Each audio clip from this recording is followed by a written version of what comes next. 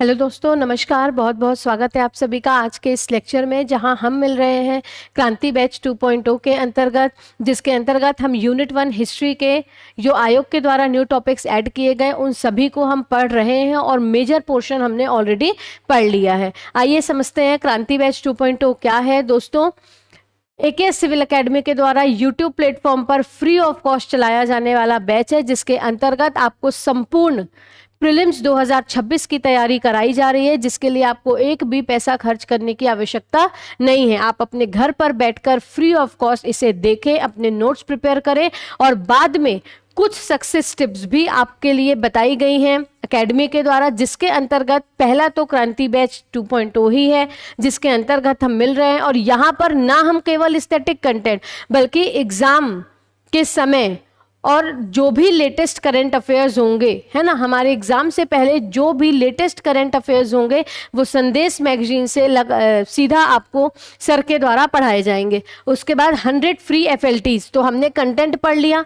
इसके बाद लगातार निरंतर आपके लिए 100 फ्री FLTs की क्लास भी लग रही है, जो डेली 7 बजे से 9 बजे तक शाम को लाइव क्लासेस चल रही है। उसके बाद प्रीलिम्स कुरियर बॉक्स आप तक सफलतापूर्वक पहुंचाया जा चुका है। आपने चीज़ें पढ़ी भी होंगी, नोट्स आपने देखे होंगे। और गेस्ट सीरीज 2026 और टेस्ट सीरीज 2026 को अवेल करने के लिए आपको एकेडमी का ऐप इंस्टॉल करना पड़ेगा, जो आप प्ले स्टोर पर जाकर सीधा एके सिविल एकेडमी को इंस्टॉल कर सकते हैं, जहां आपको बहुत ही किफ़ायती और बहुत ही लोवेस्ट प्राइजेस में दोनों ही चीज़ें प्रोवाइड की जा रही हैं। गेस्ट सीरीज 2026 के अंतर्गत हम इंटायर प्रीलिम सिलेबस से उन 100 महत्वपूर्ण टॉपिक्स को पढ़ रहे हैं जहां से हर साल टारगेटेड क्वेश्चंस आते हैं। क्लियर? आगे देखना है कि यदि आपके मन में तैयारी से संबंधित, प्रीलिम्स से संबंधित या इस एग्जाम से संबंधित कोई भी क्वेरी हो, आप मेंटर को हमारे कॉल कर सकते हैं, जहां आपसे डायरेक्ट उनका कांटेक्ट होगा और आपके सारे डाउट्स को क्लियर किया जाएगा। ये देखिए, ये रहा न्यू टॉपिक्स का सिलेबस और मुझे ये बताते हुए बहुत खुशी हो रही है कि कभी हमने शुरू किया था एशियंट इंडियन नॉलेज ट्रेडिशन और पिछले लेक्चर में हमने तीर्थंकर तक सभी चीज़ों को वेल डन कंप्लीट कर लिया। Right from ancient Indian knowledge tradition, point wise एक एक टॉपिक को बेहतर टाइम देते हुए और सारी चीज़ें कवर करते हुए हमने तीर्थंकर तक सारी चीज़ें प्रीवियस लेक्चर में कंप्लीट कर ली थी। और आज का जो हमारा लेक्चर है वो मिसलेनियस टॉपिक्स का एक लेक्चर है ना। लास्ट लेक्चर है बट नॉट द लीस्ट, तो लास्ट लेक्चर होने के नाते हमने इसलिए मिसलेनियस का नाम दे दिया। और आपको PSC की तैयारी के दौरान ये तो समझ में आ गया होगा कि PSC मिसलेनियस टॉपिक्स से क्वेश्चन अवश्य पूछती है। ठीक है, तो इन मिसलेनियस टॉपिक्स में हम 2 अपने माइथोलॉजिकल टेक्स्ट पढ़ेंगे, 2 महाकाव्य पढ़ेंगे जिसमें रामायण और महाभारत हैं, और एक हम पढ़ेंगे वेदांग। तो बहुत छोटा सा लेक्चर होने वाला है, इसको आप पूरी शिद्दत से देखिएगा, नोट्स बनाइएगा। इसके लिए अब जो है PDF फॉर्म पर नोट्स अवेलेबल नहीं है, इसके लिए मैं यहाँ पर व्हाइट बोर्ड का यूज़ करके सारी चीज़ें आपके लिए लिखूंगी, तो आपको देख देख कर वो चीज़ें लिखनी है। लिखेंगे, बाद 2 से 3 बार रिवाइज करेंगे, उसके बाद हम इस लेक्चर को एंड करेंगे और फिर हम कह सकते हैं कि हाँ, हमने 100% जो है इस यूनिट के न्यू टॉपिक्स को कंप्लीट कर लिया। और अब हम एशियन, मिडाइवल और मॉडर्न में इंपॉर्टेंट चीज़ों को पढ़ना शुरू करेंगे, जहां से बेसिकली क्वेश्चंस पूछे जाते हैं। आइए शुरू करते हैं।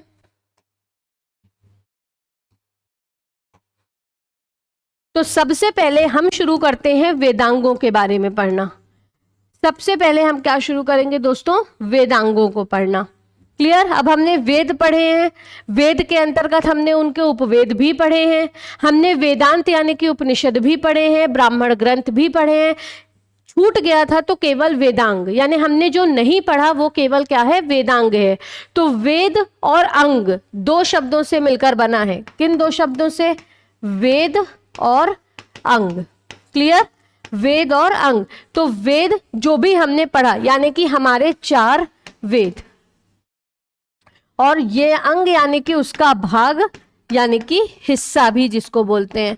तो वेदों को बेहतर ढंग से समझने के लिए, वेदों को बेहतर ढंग से समझने के लिए और प्रॉपर रिसाइटेशन के लिए जिन ग्रंथों का डेवलपमेंट किया गया वो कौन से ग्रंथ थे?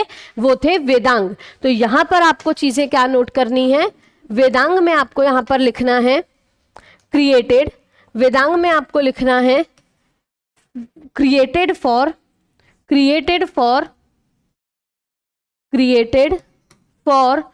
प्रॉपर रिसाइटेशन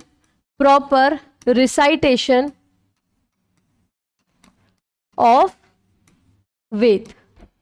क्लियर, यानी चार वेदों को बेहतर ढंग से समझने और बेहतर ढंग से पढ़ने के लिए किसकी रचना की गई? वेदांगों की रचना की गई। क्लियर। अब ये जो वेद हैं, यानी कि जो हमारे चार वेद हैं, हमने पढ़ा कि जो वेद हैं वो वर्स स्टाइल में लिखे गए, यानी कि वो किस में लिखे गए? पद्य शैली में लिखे गए।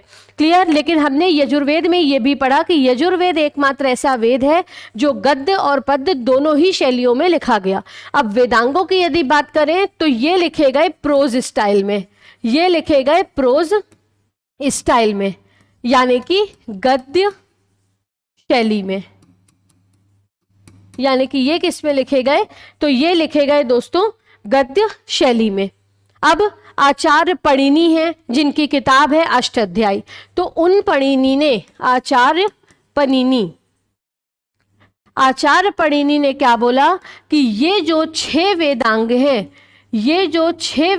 हैं, ये मनुष्य के शरीर के छह अंगों के समान हैं। ये मनुष्य के शरीर के छह अंगों के समान है। 6 ऑर्गन्स ऑफ बॉडी, मानव शरीर के 6 अंगों के समान उन्होंने क्या बताया कि ये 6 वेदांग है। तो हम क्या पढ़ रहे हैं? हम अब देखो वेदांगों में जितना बता रही हूं उतना याद रख लेना और उतने से आपका काम हो जाएगा, ये गारंटी मेरी, ठीक है, गारंटी। कहीं की टफेस्ट टेस्ट सीरीज लगा लो, कहीं से भी आप पेपर उठा के देख लो, वेदांग में इसके अलावा क्वेश्चंस नहीं पूछे जाएंगे, और पूछे जाएंगे तो फिर वो ऐसे होंगे जो किसी से नहीं बनेंगे, ठीक है। तो जो हमारे हाथ में नहीं है उसके पीछे नहीं भागना, जो हमारे हाथ में है, जितना ऑथेंटिक है, हमें उसके पीछे भागना है, ठीक।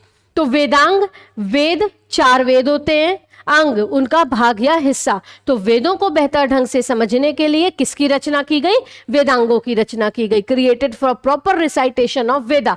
अब आपसे पूछा जाएगा कि ये जो वेदांग हैं ये किस शैली में लिखे गए? तो ये लिखे गए गद्य शैली में, यानी प्रोज स्टाइल में।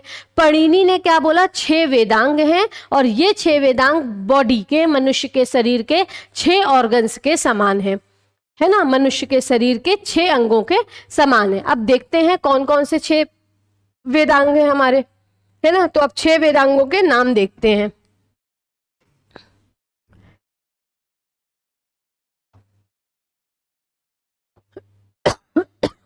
छह वेदांगों के नाम में लाइन से लिखेंगे। सबसे पहला कौन सा है? फर्स्ट एस्ट्रोलॉजी, दूसरे नंबर पे है एजुकेशन, फिर है ग्रामर,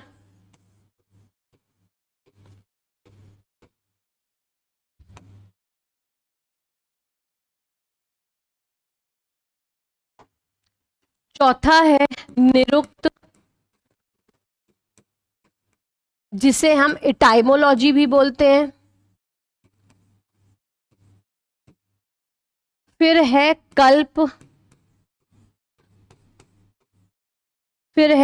कल्प, और छठवा है छंद। छठवा क्या है? छंद। तो 6 वेदांग कौन कौन से हैं? एस्ट्रोलॉजी, एजुकेशन, ग्रामर, निरुक्त, कल्प और छंद। अब एस्ट्रोलॉजी को आपको पता है ज्योतिष, एजुकेशन का पता है शिक्षा, ग्रामर का पता है व्याकरण। क्लियर। तो ये आपको ध्यान रखना है। ये वेदांग बेसिकली हिंदी में ही हम पढ़ते हैं। तो यहां पर क्या है सबसे पहला? तो यहां सबसे पहला हमको दिख रहा है क्या? एस्ट्रोलॉजी। क्लियर। तो एस्ट्रोलॉजी को पनीनी ने कहा आईज ऑफ वेद पुरुष। मैंने क्या बताया कि जो पणिनि हैं उन्होंने 6 वेदांगों को मनुष्य के शरीर के 6 अंगों के समान बताया, वेद पुरुष के 6 अंगों के समान बताया। ठीक। तो आईज ऑफ वेद पुरुष की आंखें एस्ट्रोलॉजी। फिर उसके बाद नेक्स्ट है माउथ ऑफ वेद पुरुष। ग्रामर, तो ग्रामर में क्या याद रखना है, सॉरी एजुकेशन है नोज, ग्रामर में माउथ ऑफ वेद पुरुष। नेक्स्ट है ईयर ऑफ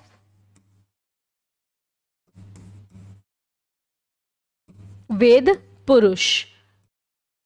फिर कल्प, हैंड्स ऑफ वेद पुरुष, हैंड्स ऑफ वेद पुरुष।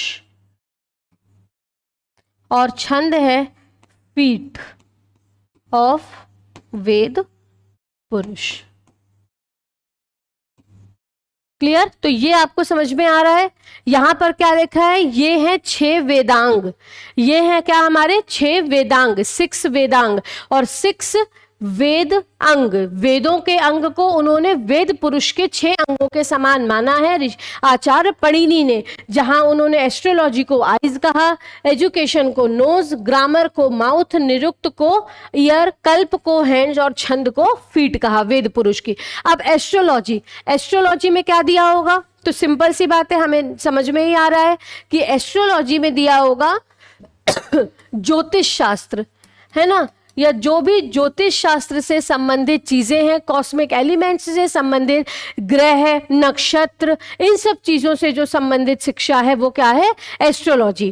ठीक, जो ग्रह, नक्षत्र, राहु केतु, इन सब का जो बेसिकली पंडित वगैरह यही सारी चीजें देखते हैं ना, ज्योतिष शास्त्र जिसको बोलते हैं, तो वो। उसके बाद एजुकेशन, तो एजुकेशन क्या है, एजुकेशन यानी शिक्षा जो हमें उच्चारण विधि सिखाती है, उच्चारण विधि। ठीक, वही ग्रामर, तो ग्रामर में क्या आएगा, ग्रामर में आएंगे नियम, है ना। हम हिंदी ग्रामर पढ़ते हैं, हम इंग्लिश ग्रामर पढ़ते हैं, तो उसमें क्या हम पढ़ते हैं, हम नियम ही तो पढ़ते हैं, कौन सा टेंस में क्या भी यूज करना है, कब हैड यूज करना है, कब इज बीइंग यूज करना है, कब हैव यूज करना है ना। तो ये क्या है बेसिकली, तो ग्रामर यानी कि नियम। उसके बाद निरुक्त, निरुक्त यानी कि शब्द उत्पत्ति, निरुक्त यानी कि शब्द उत्पत्ति।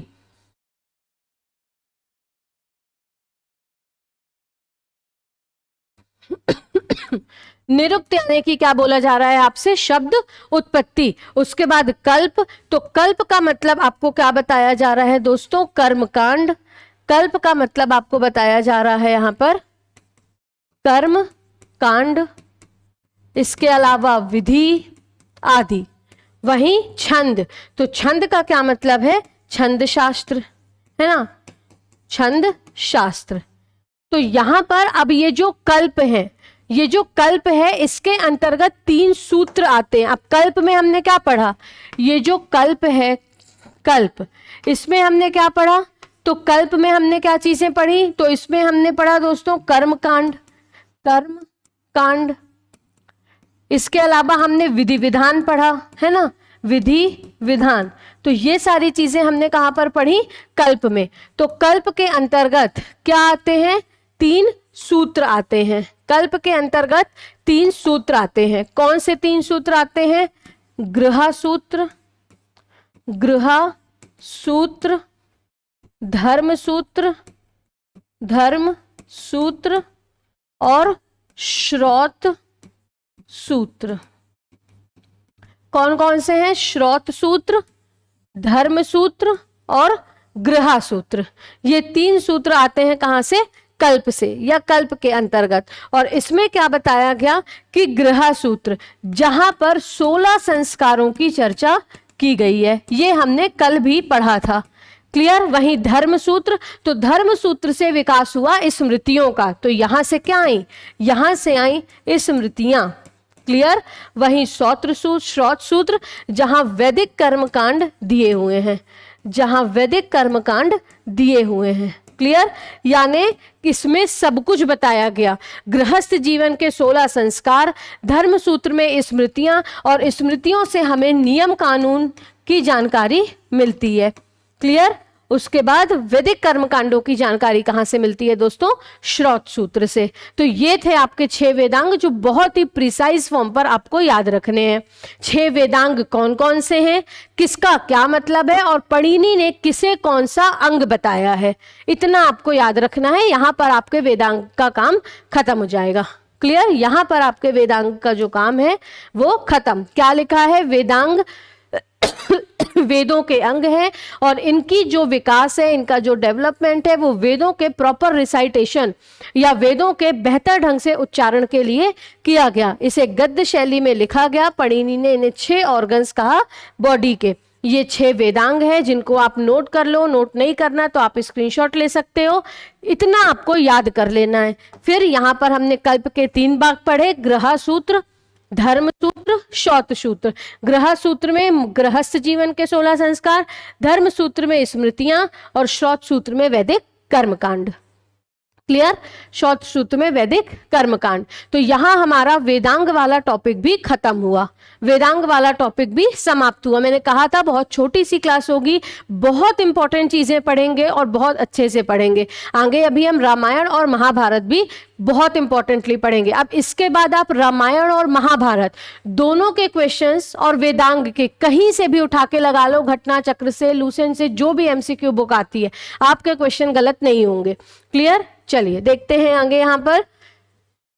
तो ये थोड़ा सा बेसिक जानकारी है कि पूरा जो मतलब एक तरीके से साइकिल है ना, एक तरीके से जो साइकिल है तो हमने उसे 4 भागों में बांटा है, या हमने नहीं बांटा, या बेसिकली सीधा अगर बोला जाए तो 4 युग होते हैं।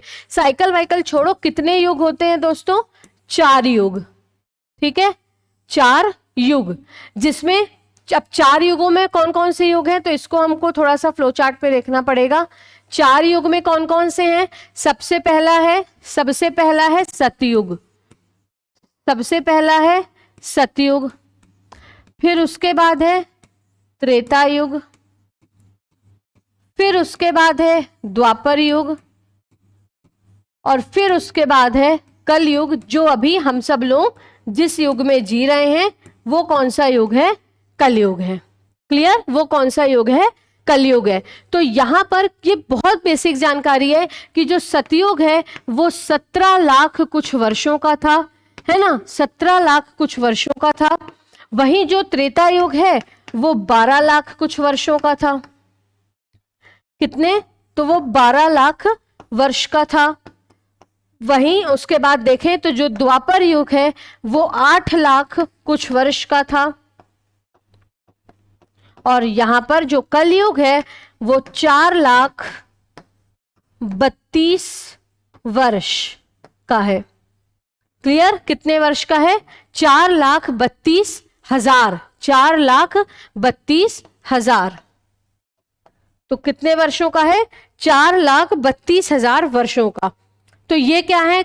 ये 17 लाख वर्षों का था अप्रोक्स, ये 12 लाख अप्रोक्स वर्षों का, और ये 8 लाख अप्रोक्स वर्षों का। तो ये मैं क्यों बता रही हूं? तो ये आपको बेसिकली याद रखना है। ये जो सतयुग है, सबसे पहले कौन सा युग था? सतयुग, जब केवल भगवानों का अस्तित्व था, है ना, केवल वो थे, सब कुछ बहुत अच्छा था। फिर त्रेता युग, जब भगवान श्री राम थे, तो भगवान श्री राम किससे संबंधित है? त्रेता युग से। भगवान श्री कृष्ण किससे संबंधित है? द्वापर युग से। इसीलिए हम क्या पढ़ेंगे? रामायण की जो रचना है वो त्रेता युग में हुई, द्वापर युग में महाभारत की रचना हुई, क्योंकि द्वापर युग में महाभारत हुई। तो द्वापर युग से लेकर गुप्त काल तक ये महाभारत की रचना होती रही, यानी शुरुआत इसकी द्वापर युग में हो गई थी, लेकिन खत्म कब हुई महाभारत की रचना? गुप्त काल में, क्योंकि निरंतर इसमें संहिताएं जो हैं वो ऐड होती गई। उसके बाद कलयुग, जहां अभी हम सब जी रहे हैं, जो मृत्यु लोक है, जहां एक दिन हर किसी को जाना है। तो अभी आपको पता होगा कलयुग का पहला चरण चल रहा है, और अभी चीजें इतनी भयावह है कि आगे क्या होगा वो हम खुद नहीं जानते। तो ये बेसिकली आपको याद रखना है। सबसे पहले सतयुग, फिर त्रेता युग, पहले रामायण, फिर महाभारत, पहले भगवान श्री राम, फिर भगवान श्री कृष्ण, फिर द्वापर युग, और फिर कलयुग। ठीक है, तो हम बेसिकली स्टार्ट करते हैं यहां पर। सबसे पहले क्या पढ़ना? रामायण। सबसे पहले हम क्या पढ़ना शुरू करेंगे यहां पर? रामायण के बारे में। क्लियर? तो सबसे पहले हमें क्या पढ़ना है? रामायण। देखते हैं यहां पर इंपॉर्टेंट तो रामायण और महाभारत ये दोनों ही चीजें क्या हैं? तो ये दोनों ही दोस्तों माइथोलॉजिकल टेक्स्ट हैं हिंदू रिलीजन के। ठीक, देखेंगे यहां पे। तो सबसे पहले आपको याद रखना है कि ये जो रामायण है वो किस युग में लिखी गई। ये जो रामायण है ये किस युग में लिखी गई? तो ये लिखी गई दोस्तों, ये लिखी गई, अब मैंने क्या बोला, भगवान श्री राम कौन से युग में थे? त्रेता युग में थे, इसलिए ये कब लिखी गई? त्रेता युग। कब लिखी गई? ये त्रेता युग में लिखी गई। क्लियर? अब ओल्डेस्ट संस्करण Valmiki Ramayana. Valmiki Ramayana oldest available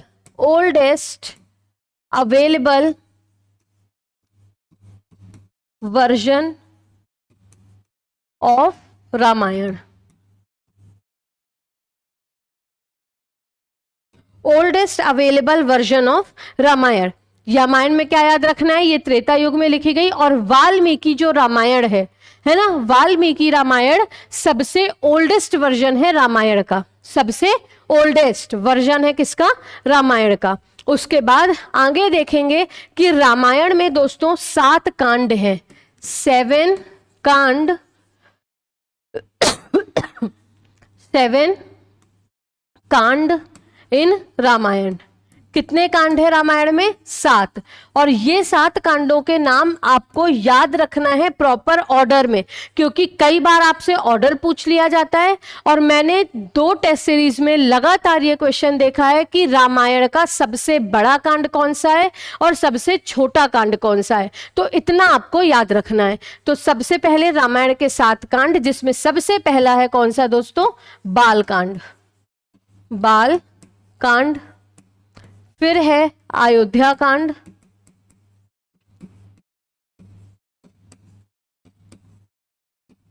next है आरण्यक कांड, यानी कि जब भगवान श्री राम कहां गए?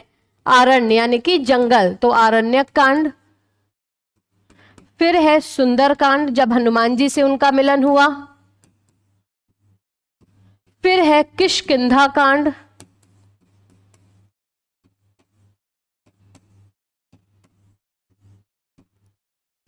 फिर है लंका कांड। और लास्ट कौन सा है? उत्तर कांड।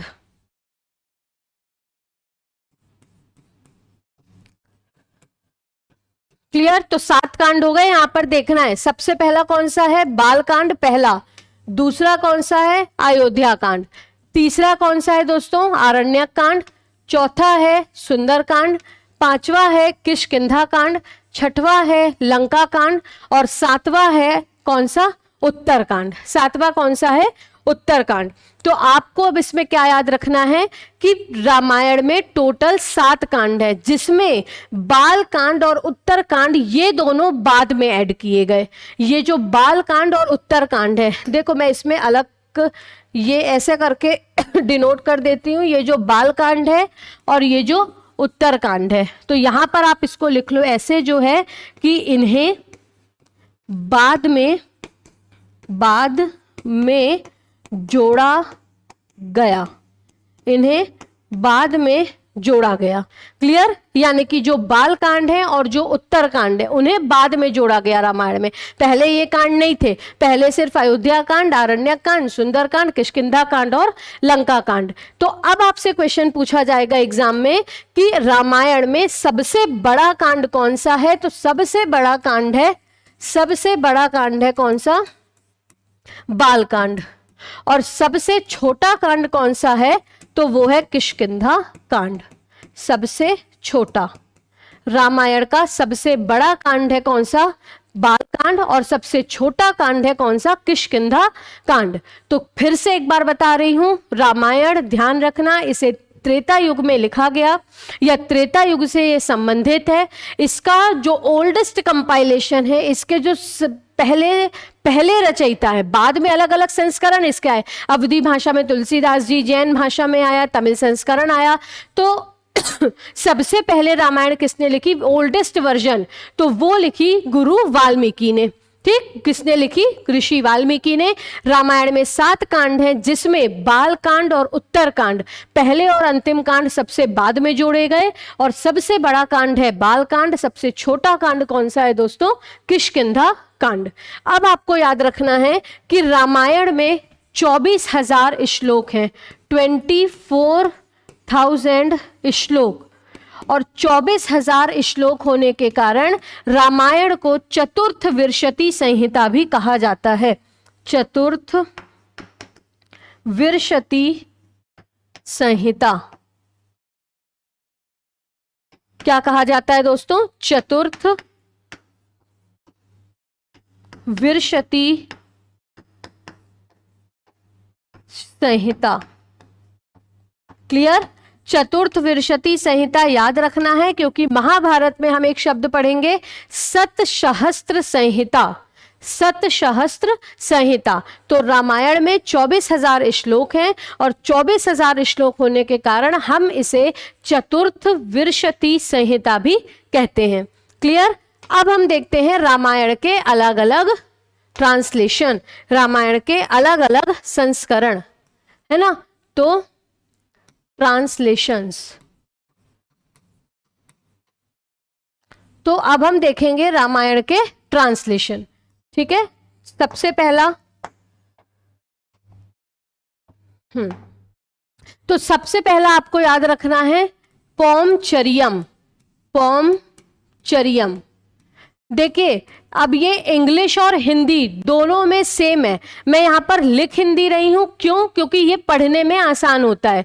कई बार हम स्पेलिंग वगैरह नहीं अच्छे से जोड़ पाते, कई बार हम इंग्लिश में लिखे टफ शब्द को नहीं पढ़ पाते, तो बेहतर है कि हम उसे हिंदी में लिखें। अब पौमचरियम की स्पेलिंग तो लिख लेंगे ना, PAUMCHARIYAM, पौमचरियम। ठीक, तो पौमचरियन क्या है? ये है जैन संस्करण, ये है Jain version, Jain version of Ramayana. ठीक है, जो किसने लिखा? आचार्य विमल सूरी। किसने लिखा? ये लिखा आचार्य विमल सूरी ने, आचार्य विमल सूरी ने। उसके बाद एक है पौमचरियु, एक है पौमचरियु, तो ये लिखा, ये भी क्या है? ये भी जैन वर्जन है, ये भी जैन वर्जन है। और ये लिखा किसने दोस्तों? स्वयंभू ने, स्वयंभू ने। किसने लिखा? ये स्वयंभू ने। अब ये जो जैन वर्जन है, ये जो पौमचरियम है, ये रामायण लिखी गई सीता माता के दृष्टिकोण से, सीता माता के दृष्टिकोण से। तो ये रामायण कैसे लिखी गई? ये लिखी गई सीता माता के दृष्टिकोण से। तो पौमचरियम जैन वर्जन, जो किसने लिखा? आचार्य विमल सूरी ने। उसके बाद पौमचरियु, ये क्या है? ये भी जैन वर्जन है, जो किसने लिखी? स्वयंभू ने। अब रामायण का तमिल संस्करण कहलाता है ई रामावतारम। ई रामावतारम जो क्या है? तमिल ट्रांसलेशन या तमिल वर्जन लिख सकते हो, तमिल वर्जन, तमिल वर्जन। और तमिल वर्जन, रामायण का तमिल वर्जन किसने लिखा? तो रामायण का तमिल वर्जन लिखा दोस्तों कंबन ने। किसने लिखा? कंबन ने। रामायण का तमिल वर्जन किसने लिखा? कंबन ने। आगे यदि देखें तो एक है रामचरित मानस, इसी में बात की गई है राम राज्य की। ठीक है, तो रामचरितमानस है अवधी भाषा में। किस भाषा में? अवधी भाषा। और इसे किसने लिखी? आप सभी को पता है, गोस्वामी तुलसीदास जी ने, गोस्वामी तुलसीदास जी ने।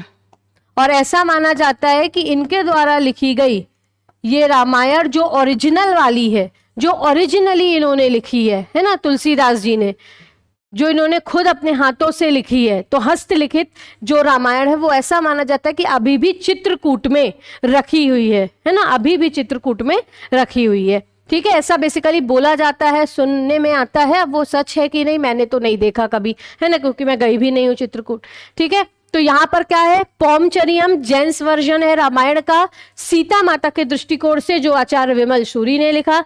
पौमचरियु ये भी जैन वर्जन है जो स्वयंभू ने लिखा। ई रामावतारम तमिल वर्जन कंबन ने लिखा।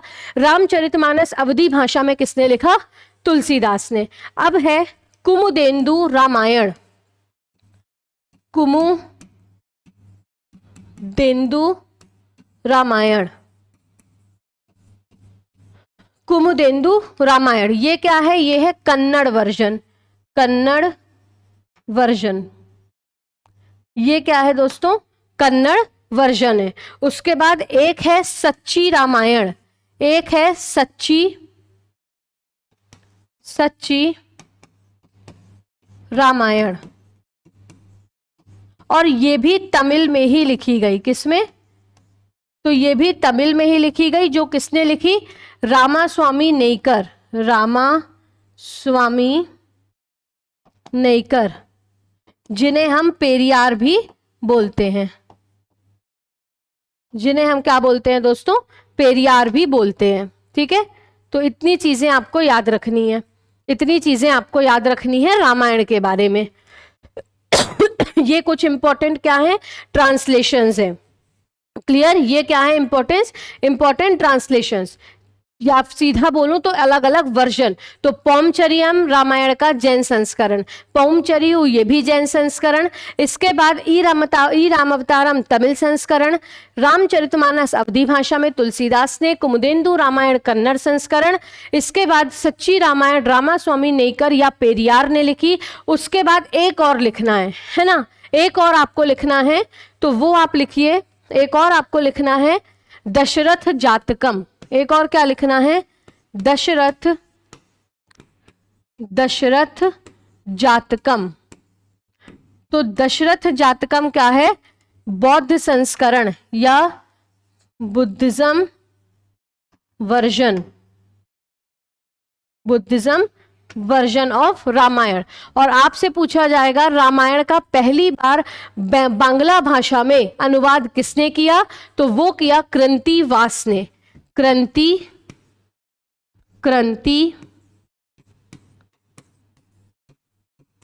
ने पहली बार रामायण का बांग्ला भाषा में अनुवाद, बांग्ला भाषा में अनुवाद, पहली बार रामायण का बांग्ला भाषा में अनुवाद। क्लियर, तो याद रहेगा ये। यहां पर आपका जो रामायण वाला टॉपिक है वो हुआ कंप्लीट। क्लियर, यहां पर आपका रामायण वाला टॉपिक कंप्लीट हुआ। तो हमने स्टार्ट कहां से किया था, यहां से। तो रामायण किस युग में लिखा गया, त्रेता युग में। क्लियर, या सीधा बोलूं तो किस युग से संबंधित है, त्रेता युग से संबंधित है। वाल्मीकि रामायण ओल्डेस्ट वर्जन है रामायण का। रामायण में 7 कांड हैं और सातों के 7 कांड के नाम और उनके ऑर्डर आपको याद होने चाहिए, जिसमें सबसे बड़ा कांड है बाल कांड, सबसे छोटा कांड है कौन सा, किष्किंधा कांड। सबसे पहला कांड है बाल, सबसे अंतिम कांड है उत्तरकांड, और बाल कांड और उत्तरकांड बाद में ऐड किए गए।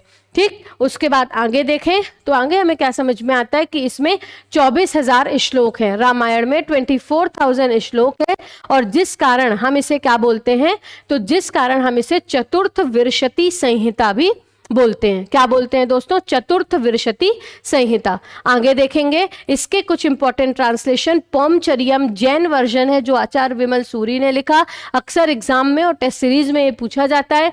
पौमचरियु स्वयंभू के द्वारा लिखी हुई जैन वर्जन रामायण है। ई रामावतारम कंबन ने लिखा तमिल वर्जन। तमिल में एक और है सच्ची रामायण जो रामास्वामी नेयकर पेरियार ने लिखी। रामचरितमानस अवधी भाषा में लिखी हुई है तुलसीदास जी के द्वारा। कन्नड़ वर्जन है कुमुदेन्दु रामायण। दशरथ जातकम है बुद्धिस्ट वर्जन ऑफ रामायण। और एक कौन सी है, कृंतिवास ने पहली बार रामायण का जो अनुवाद है वो किस भाषा में किया, बांग्ला भाषा में। क्लियर, तो इतनी चीजें रामायण के बारे में याद रखनी है। और एक और बचा है अब हमारा क्या, महाभारत।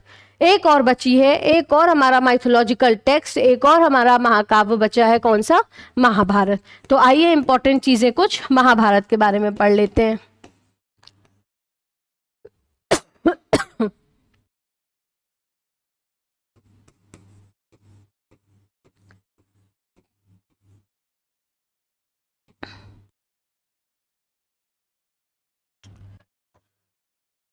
तो अब हमने क्या पढ़ा था? तो हमने एक चीज पढ़ी थी कि ये जो रामायण है ना, हमने एक चीज देखी थी कि ये जो रामायण है ये किस युग से संबंधित है दोस्तों? तो रामायण संबंधित है त्रेता युग से।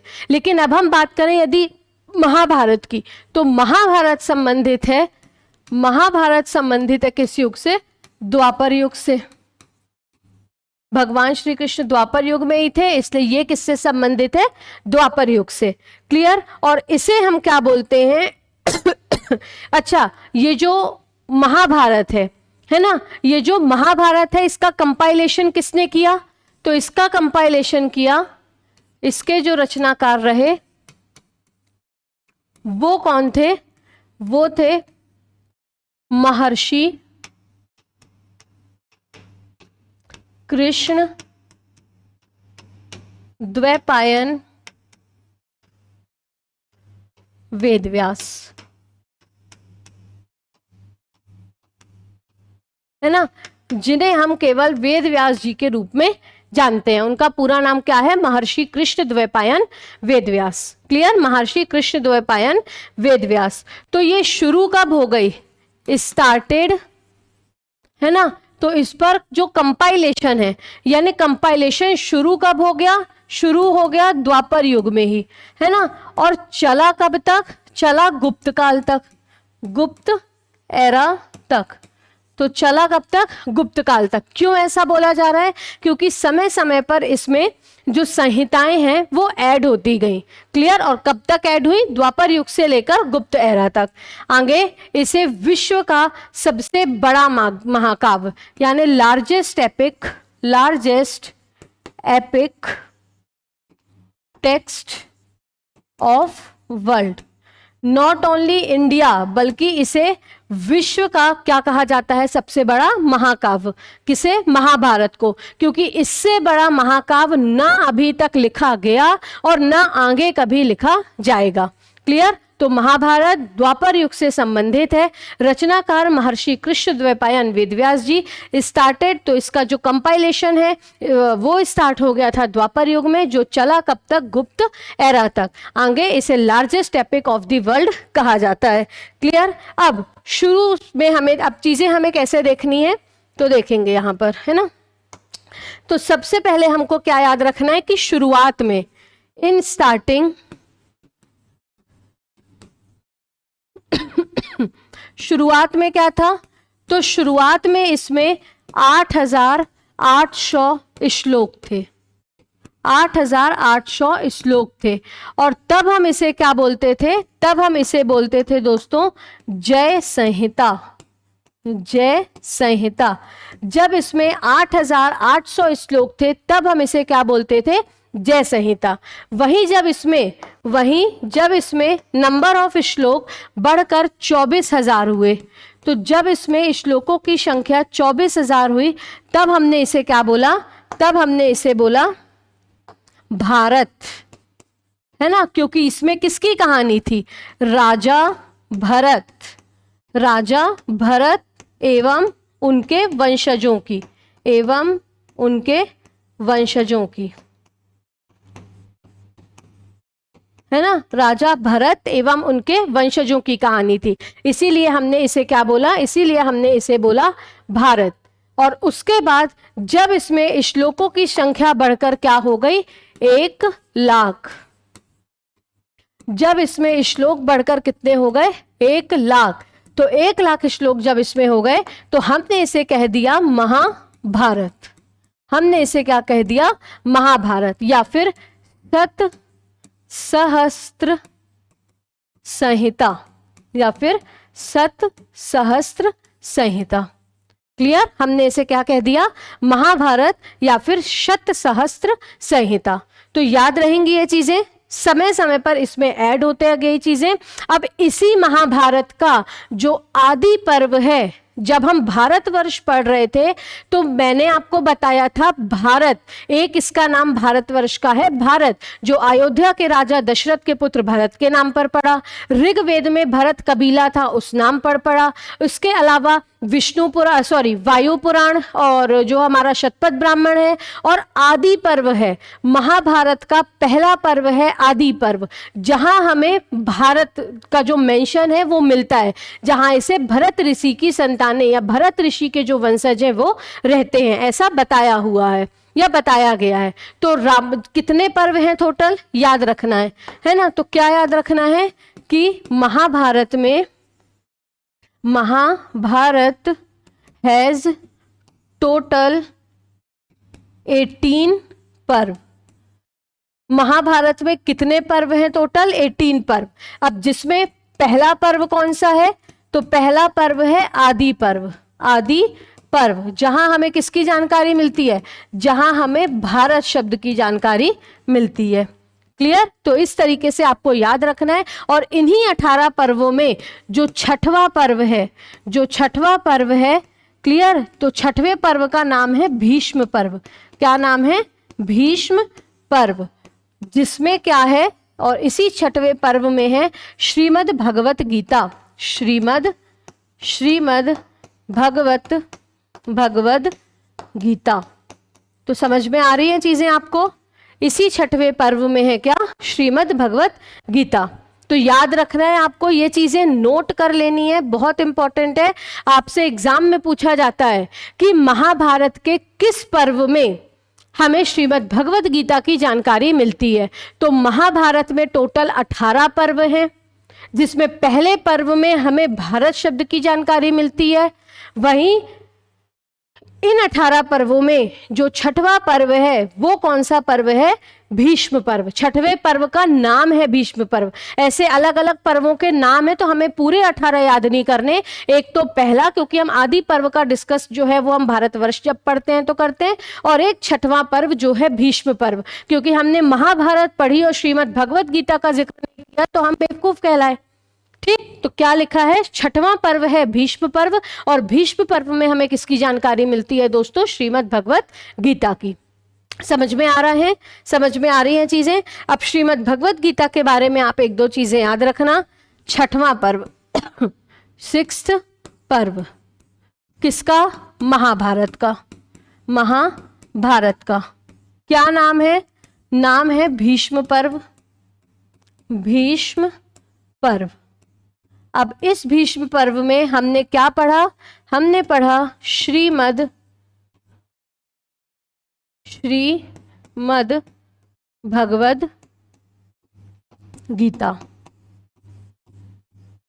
क्लियर? हमने क्या देखा इसी में? श्रीमद् भगवद गीता।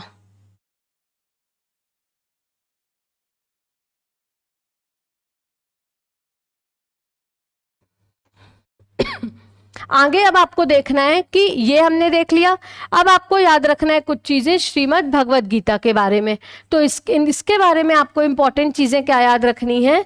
तो इंपॉर्टेंट आपको याद रखना है कि इसमें टोटल 18 अध्याय, या टोटल 18 चैप्टर्स हैं। किसमें? तो भगवद गीता में। कितने चैप्टर्स हैं? 18 चैप्टर्स हैं। उसके बाद यहाँ कर्म, ज्ञान और भक्ति का संगम है, थ्योरी ऑफ इंकारनेशन है ना, यानी कि जो अवतारवाद का सिद्धांत। तो थ्योरी ऑफ इंकारनेशन लिख लेंगे, हिंदी में भी अवतारवाद का सिद्धांत।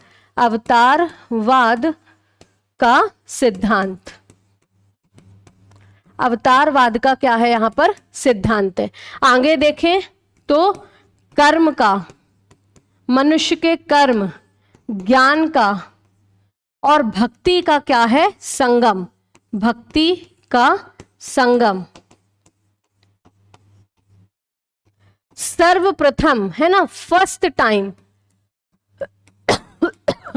सर्वप्रथम क्या है? थ्योरी ऑफ इंकारनेशन, यानी पहली बार अवतारवाद का सिद्धांत। इसका मेंशन कहाँ मिलता है?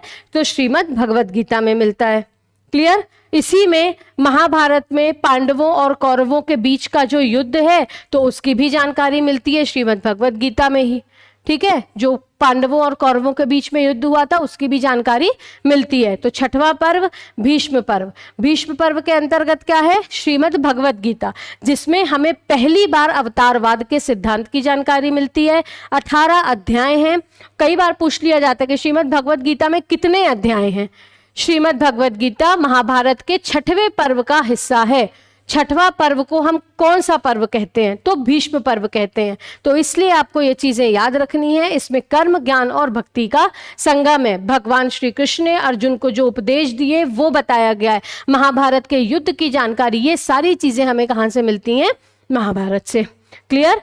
सॉरी, भगवत गीता से। उसके बाद महाभारत के कुछ अनुवाद भी हुए।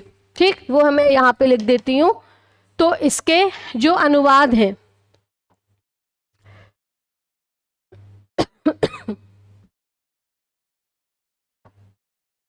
तो अनुवाद में याद रखना है, सबसे पहले महाभारत का जो फारसी अनुवाद है, जो पर्शियन ट्रांसलेशन है, फारसी अनुवाद, या जिसे हम क्या बोलेंगे? Persian translation.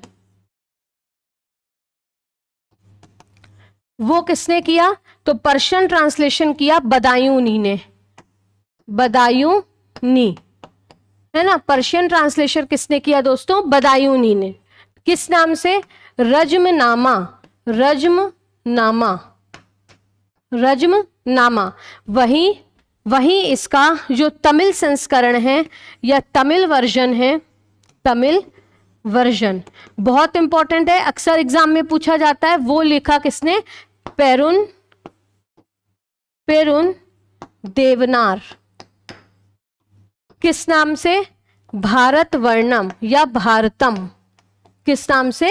भारतम के नाम से। क्लियर? तो यहां पर आपका कंप्लीट हुआ रामायण, महाभारत और वेदांग। महाभारत को भी एक बार देख लेते हैं। द्वापर युग में इसकी रचना हुई। रचनाकार थे महर्षि वेदव्यास जी। स्टार्टेड, लिखना पर शुरू हो गया, कंपाइलेशन शुरू हो गया द्वापर युग में। जो कंप्लीट कब हुआ, यानी जिसका कंप्लीशन कब हुआ? तो गुप्त एरा तक। Largest epic of this world. क्यों कहा हमने इस वर्ल्ड का लार्जेस्ट एपिक? क्योंकि इसके बाद ना इससे बड़ा कोई महाकाव्य बनेगा और ना इससे बड़ा अभी तक कोई महाकाव्य बना है। फारसी अनुवाद इसका बदायूनी ने किया और तमिल वर्जन इसका किसने? पेरुन देवनार ने। आगे लिखा हुआ है स्टार्टिंग में, जब इसमें 8800 श्लोक थे तब हमने इसे जय संहिता कहा। फिर जब 24,000 श्लोक हो गए तो भारत, और 1 लाख श्लोक के बाद हमने इसे महाभारत या सतसहस्त्र संहिता कहा। महाभारत में टोटल 18 पर्व हैं, जिसमें जो पहला पर्व है वो कौन सा पर्व है दोस्तों? आदि पर्व, जहां हमें भारत शब्द की जानकारी मिलती है। वहीं छठवां पर्व है भीष्म पर्व, जहां हमें श्रीमद् भगवत गीता की जानकारी मिलती है। श्रीमद् भगवत गीता में पहली बार अवतारवाद का सिद्धांत यानी थ्योरी ऑफ इनकारनेशन बताया गया। ज्ञान, कर्म और भक्ति का संगम, ये सारी चीजें हैं। और यहां पर अब आपका यूनिट 1 पूर्ण तरीके से समाप्त हुआ। अब आपका काम है चीजों को लगातार रिवाइज करना, अलग अलग बुक्स से। रिवाइज नहीं करना अलग अलग बुक से, रिवाइज यहाँ से करना, पढ़ना, खुद के नोट्स बनाना और अलग अलग बुक्स से, अलग अलग टेस्ट सीरीज से क्वेश्चन सॉल्व करना। ठीक है, लेकिन क्वेश्चंस आप कब सॉल्व करोगे? जब आपको ये सुनिश्चित हो जाए कि हाँ अब या आज तक में आपने इसे बेहतर ढंग से याद कर लिया। ठीक है, डीमोटिवेट होने के लिए या किसी पर उंगलियां उठाने के लिए हमें नहीं करना कि हमने पढ़ा तो है नहीं और हम सीधा बैठ गए एमसीक्यूज लगाने। तो अब उसमें आ गई, मान लो कि 3 प्रमाण कौन से हैं, तो अब वो 3 प्रमाण तो हमने पढ़े ही नहीं। तो पहले अच्छे तरीके से वीडियोस को देखना है, समझना है, नोट्स प्रिपेयर करने हैं और उसके बाद क्या करना है, याद करके फिर आपको टेस्ट सीरीज से, बुक्स से, वीडियो से क्वेश्चन सॉल्व करने हैं। क्लियर? तो दोस्तों अपनी तैयारी को बेहतरीन तरीके से जारी रखिए। मिलेंगे अगले लेक्चर में कुछ और इंपॉर्टेंट चीज़ों के साथ। कुछ और इंपॉर्टेंट चीज़ें होंगी, बेसिकली हिस्ट्री अब हमारा स्टार्ट होने वाला, यानी अगले लेक्चर से हम पढ़ेंगे एशियन, मिडाइवल और मॉडर्न हिस्ट्री ऑफ इंडिया, जिसके अंतर्गत हम सभी महत्वपूर्ण टॉपिक्स को डिस्कस करेंगे। आज के लिए आप सभी का बहुत बहुत धन्यवाद।